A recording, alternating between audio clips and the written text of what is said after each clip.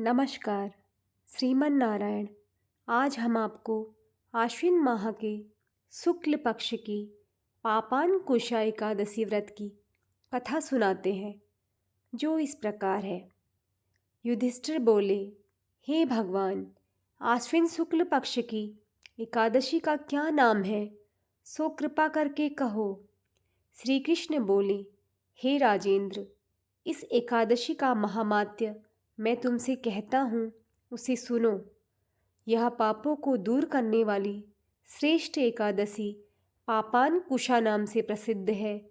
इसमें मनुष्य को पद्म नाम का पूजन करना चाहिए। इंद्रियों को वश में करके बहुत समय तक तपस्या करने से जो फल मिलता है, वह फल गरुड़ ध्वज भगवान को नमस्कार करने से मिलता है।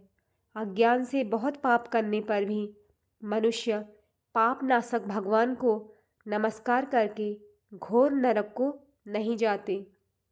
पृथ्वी पर जितने तीर्थ और पवित्र स्थान हैं, उनका फल भगवान के नाम के कीर्तन से मिल जाता है। जो सारंग धनुषधारी जनार्दन की शरण को प्राप्त हो गए हैं, वे मनुष्य कभी यमलोक को नहीं जाते। जो मनुष्य प्रसंगवश एक एकादशी का व्रत भी कर लेता है, वह कठिन पाप करके भी यमलोक को नहीं जाता। हजारों अश्वमेघ और सैकड़ों राजसूय यज्ञ करने का फल इस एकादशी के उपवास के 16वें भाग के बराबर ही नहीं है। हे मनुजाघेब, जब तक मनुष्य पद्म नाम की एकादशी का उपवास नहीं करता, तब तक उसके शरीर में पाप रहते हैं। हे राजन, किसी बहाने से भी जिसने एकादशी कर ली, तो वह यमराज को नहीं देखता। यह एकादशी स्वर्ग, मोक्ष, आरोग्य, सुंदर स्त्री और धन देने वाली है। एकादशी के समान पवित्र गंगा, गया, काशी, पुष्कर और कुरुक्षेत्र आदि तीर्थ भी नहीं है। एकादशी का उपवास करके, रात्रि में जागरण करके, बिना परिश्रम विष्णु पद को प्राप्त हो जाता है। हे राजेंद्र, इसका उपवास करने से मनुष्य 10 पीढ़ी माता की, 10 पीढ़ी पितृकुल की, 10 पीढ़ी स्त्री के कुल का उद्धार कर देता है। वे मनुष्य दिव्य शरीर और 4 भुजा धारण करके, माला और पीतांबर पहनकर, गरुड़ पर बैठकर स्वर्ग को जाते हैं। हे नृपोत्तम, बालकपन, बुढ़ापा अथवा युवावस्था में इसका व्रत करके पापी आदमी भी दुर्गति को प्राप्त नहीं होता। आश्विन शुक्ल पक्ष में पापानकुशा का उपवास करके मनुष्य सब पापों से छूटकर विष्णु लोक को जाता है। ऐसा करने से सब रोगों से छूटकर सुंदर, रूपवान, बुद्धिमान, भाग्यशाली, सुरीले कंठ वाला पंडित होता है। वह स्वर्गलोक में जाकर गंधर्व होता है। तांबूल ब्रह्मा, विष्णु और शिव का रूप है। इसके दान करने से लक्ष्मी होती है। सुपारी में ब्रह्मा, पान के पत्ते में विष्णु निवास करते हैं, चूने में साक्षात शिवजी रहते हैं। इसके दान से ब्रह्मादि देवता मुझको पूर्ण लक्ष्मी दे और मेरे भाग्य में संपत्ति बढ़े, ऐसे प्रार्थना करें। महादेव पार्वती के निमित्त मैं नित्य सपत्नीक ब्राह्मण को पूजा करके शक्ति के अनुसार पार्वती के पति मेरे ऊपर प्रसन्न हो, ऐसा कहकर दक्षिणा सहित सुवर्ण का दान करें।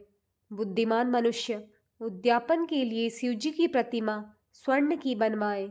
गौ और बैल को पंचोपचार से पूजा करके जो मिष्टान भोजन कराए, उसे व्रत के प्रभाव से सुंदर भाग्य, पूर्ण आयु, संतान, अन्य संपत्ति और सुंदर यश होता है। यहाँ सब सुखों को भोगकर अंत समय में शिवपुर को जाता है। वहाँ बहुत समय तक निवास करके पूर्ण सुख भोगता है। शेष पुण्य से मनुष्य लोक में आकर राजा होता है।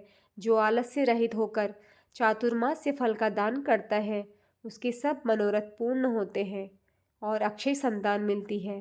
फलदान के प्रभाव से वह नंदन वन में आनंद करता है। पुष्पदान के नियम में जो सुवर्ण के पुष्प देता है, वह पूर्ण भाग्यशाली होकर गंधर्व पद को प्राप्त होता है। वासुदेव के शयन करने पर आलस्य को छोड़कर वामन जी के निमित्त दही, चामर और 6 रसों का स्वादिष्ट भोजन करावे अथवा दान दे, किंतु एकादशी को भोजन न करावें। इसी तरह ग्रहण आदि में दान करें। यदि नित्य दान न कर सके तो महीने के 5 पर्वों में ही दान करना चाहिए। चतुर्दशी, अष्टमी, अमावस्या, पूर्णिमा, हर एक रविवार अथवा शुक्रवार को दान करें। दोनों पक्ष की द्वादशी को अवश्य दान करना चाहिए।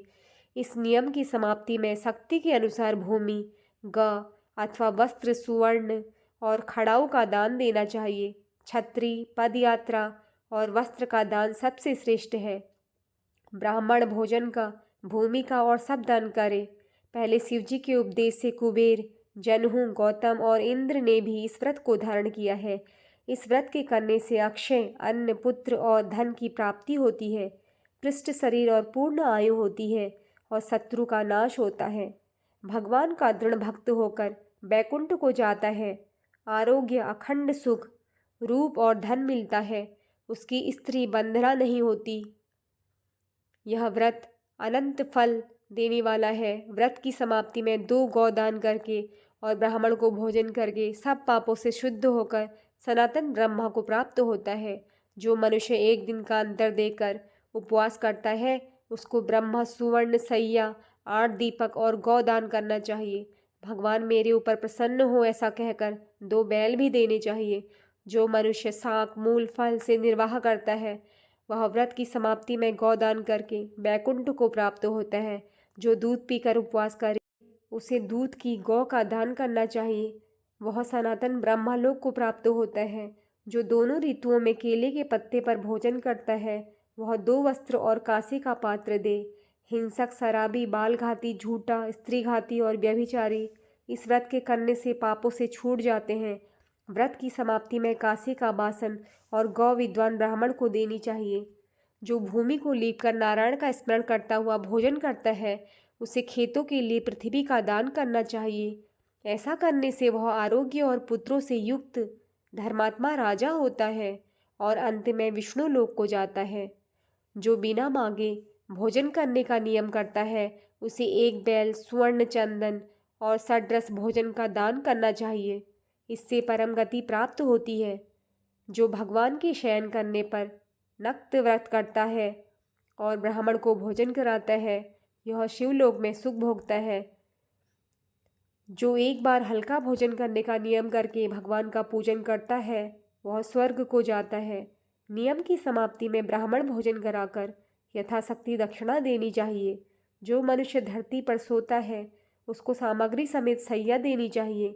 जो आषाढ़ से लेकर 4 महीने तक नख नहीं कटवाता वह आरोग्य और पुत्र से युक्त धर्मात्मा राजा होता है। जो शिवजी और पार्वती को प्रसन्न करने के लिए खीर, नमक, शहद, घी और फल को छोड़ता है वह शिवजी के व्रत के सेवन करने से रुद्रलोक को जाता है। जो जौ अथवा चावल खाता है वह पुत्र, पौत्र आदि सहित शिवलोक में आनंद पाता है। भगवान का भक्त तेल लगाना छोड़कर जो वर्षा ऋतु में भगवान की पूजा करे तो वह वैष्णवों की गति को प्राप्त होता है। हे नृपोत्तम, गरीब मनुष्य को भी शक्ति के अनुसार स्नान, दान आदि क्रिया करके सदाचार से रहकर अपना समय व्यतीत करना चाहिए। तालाब, बगीचा, मंदिर, यज्ञ आदि शुभ कर्म करने वाले धीर पुरुष यमलोक दुख को नहीं देखते। ऐसे पुण्य करने वाले मनुष्य संसार में दीर्घ आयु, धनाढ्य, कुलीन और निरोगी दिखाई देते हैं। धन्यवाद। श्रीमन नारायण।